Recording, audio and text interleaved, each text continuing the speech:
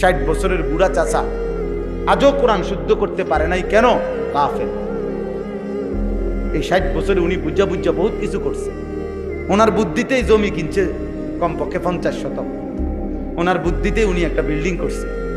ওনার বুদ্ধিতে উনি 3 ফুট বিদেশ পাঠাইছে। ওনার বুদ্ধিতে উনি 4টা মাইয়া বিয়া দিছে। ওনার বুদ্ধিতে উনি কোনান দিয়ে বাথরুম দিলে ভালো হয়, কোনান দিয়ে সামনের রুম দিলে ভালো হয়, এটা উনি বুদ্ধি দিছে। কেমনে জানালা দিলে ভালো হয়, ওনার বুদ্ধিতে হয়েছে। উনি বিএস বোঝে, সিএস খতিয়ান বোঝে, দলিল বোঝে, সব বোঝে। উনি দুনিয়ার সব বোঝে, কিন্তু বুড়া মিয়া আল্লাহর কোরআন বোঝে না। কারণটা কি? মূলত এটার উনি প্রয়োজন বোধ করে না। যদি প্রয়োজন বোধ করত তো ঠিকই উনি পারত। উনি মূলত গাফেল। আল্লাহর কথা মনোযোগ দিয়ে শুনতে হয়। আমরা কোনো এটা নির্বাচনী জনসভা না, আমি কোনো একজন প্রার্থী না যে ভোটের জন্য আসছি, যেমনই হোক আমার ভোট দরকার, এমন কিছু না। তো কাজেই এটা যদি নির্বাচন হইতো, ভোটের জনসভা হইতো, যে মানুষ যেই রুমে হোক, যে যেমনই চলে চলুক, আমার সমস্যা কি? আমার ভোট দরকার। এবার হইতে খারাইয়া মতক নইলে বইয়া মতক, আমার এত কিছুর দরকার কি? আমার ভোট দরকার। আমরা তো বাপ এটা না। প্রতিটা মাহফিলের মূল মাকসাদ জিন্দেগির পরিবর্তন, জীবনের পরিবর্তন। আমার যদি আখেরাতের ফিকিরই না হয়, পরকালীন কোনো ফায়দাই যদি না হয়, তা আমি এই জনসমর্থন দিয়ে কি করব? বলো ভাইয়া। অনেক মানুষ আমারে ভক্ত হইল, তো কি হবে? দাবা 10 লক্ষ মানুষ আমারে মহব্বত করে, তো এতে কবর রাজাব মাপ, তো তাইলে লাভ কি? তাইলে লাভ হইল কি আমার? তাহলে পরিবর্তন দরকার, আখেরাত দরকার, আখেরাত দরকার। এই জন্য এটা জরুরি। আল্লাহর কথা বসে শুনলে এটা আদব। হযরত জিব্রাইলের মতো ফেরেশতা মানুষের আকৃতিতে যখন নবীজির কাছে আসতেন, স্পষ্ট হাদিসের মধ্যে আছে, নবীজির সামনে একদম নামাজের সুরতে বসতেন। ফাআসনাদা রুকবাতাইহি ইলা রুকবাতাইহি। হাদিসের মধ্যে আছে, হযরত ওমর রাদিয়াল্লাহু তাআলা আনহু বর্ণনা করছেন যে জিব্রাইল আয়েশা নবীজির সামনে এমন ভাবে বসছে মানুষের আকৃতিতে, যে উভয়ের হাঁটু বরাবর, মানে নবীজি এদিকে তো উনি ওইদিকে, তো হাঁটু একদম বরাবর। তো যদি হাঁটু বরাবর হয় তো বুক বরাবর, চোখ বরাবর।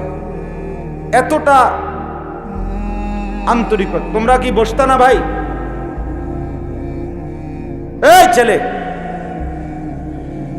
বললাম না যার অসুবিধা হয় চলে যাও।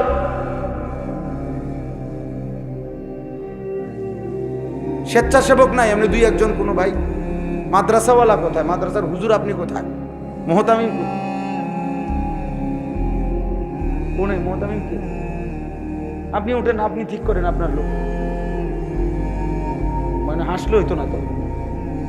আপনি উঠেন, এগুলো আপনি ঠিক করবেন। আপনি একজন ছাত্র রাখেন, অথবা আপনার 1-2জন ছেলে রাখেন। না না, বসাই দিবে কেন? হোক না, এমনি তো এলাকার 2-1জন সহযোগিতা তো করুন না, থাকবো না। বউ ভাই বউ, এটা কষ্ট করতে হইব, এতে অল্প হইলেও ফায়দা হয়।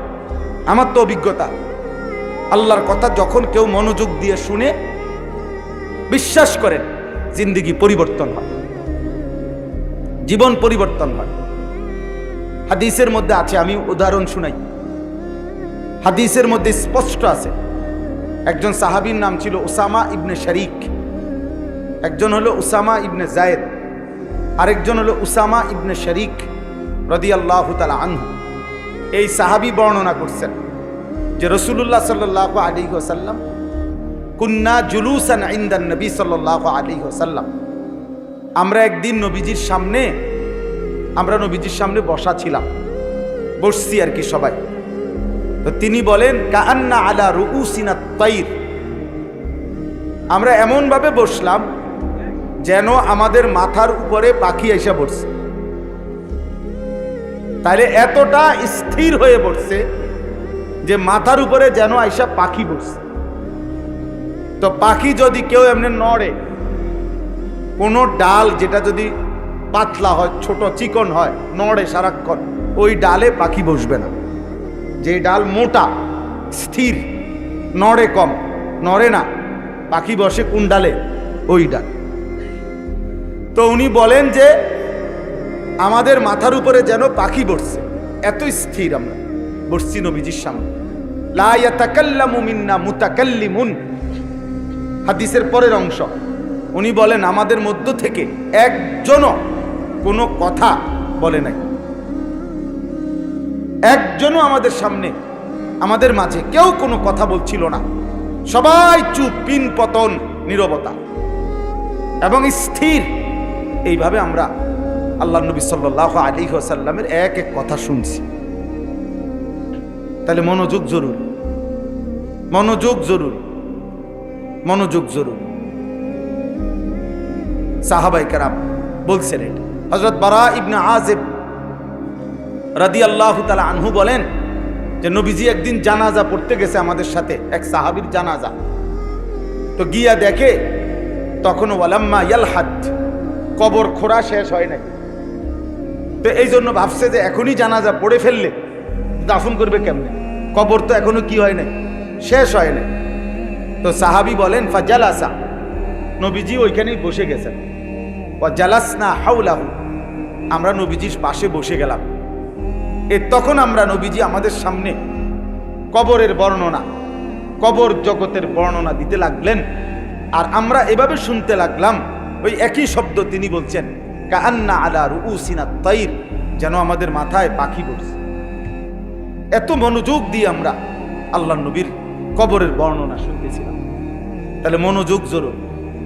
এ বয়স্ক বাবা আপনাদের কবর, শুক্রবারে জুমার নামাজের বয়ান আমাদের সকল মুসল্লি যদি শতভাগ মনোযোগ দিয়ে শুনতো, বিশ্বাস করেন মানুষের পরিবর্তনের জন্য ওইটাই যথেষ্ট ছিল। এক বছরে 52টা সপ্তাহ, এক বছরে 52 শুক্রবার, প্রতি মাসে 4টা শুক্রবার, 4 12 48, আর প্রত্যেক বছর 4 মাসে 4টা শুক্রবার অতিরিক্ত। যেমন এই আগস্ট মাস, এখন এই মাসটায় 5টা শুক্রবার, এই বর্তমানে এই রানিং মাসে। আমার হিসাব আছে, আমি তো 2 মসজিদে জুমা পড়াই, ফলে আমার হিসাব আছে। একটা জুমা আমার এই মাসে বোনাস আছে, অতিরিক্ত আছে, তাইলে এটা পড়াইছি আরেক জায়গায়। মকবুল ভাই কইতেছে এটা নবীন, মকবুল শুধু জায়গা খুঁজেছে কোনান দিয়ে একটা মাহফিল দিব। তাইলে বলতেছি যে 52টা জুমা, ওই যে 4টা জুমা যদি অতিরিক্ত হয় তাহলে 48 আর 4 কত? 52। এই মোট 52টি শুক্রবার, 52টি জুমার বয়ান হয়। আমরা যদি মনোযোগ দিয়ে শুনতাম তাহলে ভেবে দেখেন, বছরে যদি 52টা সপ্তাহ হয়, একটা মুসল্লি যদি 20 বছর এভাবে যদি জুমার নামাজ পড়ে, তাহলে প্রতি বছর যদি 52টা জুমা হয়, 20 বছরে সে কতগুলো জুমা? তাইলে এই 20 বছর আল্লাহর কথা শোনার পরেও আপনার বুঝি 2 রাকাত নামাজ ঠিক হলো? আপনি কি শুনেন? 20 বছর ধরে প্রতি বছর 52টা জুমা বয়ান শুনেও আপনি এখনো সুন্নাত মোতাবেক ওযু করতে পারেন না। আপনি কি শিখলেন চাচা? কি শিখলেন ভাই? এখনো আপনার রুকু সেজদাটা ঠিক হলো না, এখনো আপনি আত্তাহিয়াতু সুন্দর করে পড়তে পারেন না, এখনো আপনি দোয়ায়ে মাসুরা, দোয়ায়ে কুনুত শুদ্ধভাবে বলতে পারেন না। তাহলে আপনি আর কত বছর পরে শিখবেন? আর কত বললে শিখবেন? আর কত বছর পরে শিখবেন? মূল কারণ হলো কেন পারে না? 60 বছরের বুড়া চাচা আজও কোরআন শুদ্ধ করতে পারে নাই কেন? কাফের। এই 60 বছরে উনি বুঝা বুঝা বহুত কিছু করছে। ওনার বুদ্ধিতেই জমি কিনছে কমপক্ষে 50 শতক, ওনার বুদ্ধিতে উনি একটা বিল্ডিং করছে, ওনার বুদ্ধিতে উনি 3 ফুট বিদেশ পাঠাইছে, ওনার বুদ্ধিতে উনি 4টা মাইয়া বিয়া দিছে, ওনার বুদ্ধিতে উনি কোনান দিয়ে বাথরুম দিলে ভালো হয়, কোনান দিয়ে সামনের রুম দিলে ভালো হয়, এটা উনি বুদ্ধি দিছে। কেমনে জানালা দিলে ভালো হয়, ওনার বুদ্ধিতে হয়েছে।